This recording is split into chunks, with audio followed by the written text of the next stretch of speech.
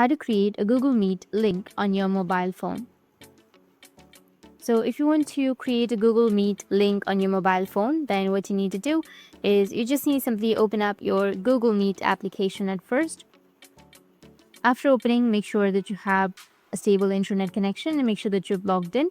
After logging in, now in order to create a Google Meet link, you need to just tap on New, which is on the bottom right, and here you will have this kind of interface. Now you just need to simply go with Create Link. Tap on OK. Now here you will have the copy code option. You just need to simply tap on Copy, and after copying, you can share it with your friends. And after that, you can tap on Join, tap on Continue, Allow, and then go with Join. And in this way, you'll be able to create a Google Meet link on your mobile phone. And if you have any questions, feel free to comment below. Thanks for watching.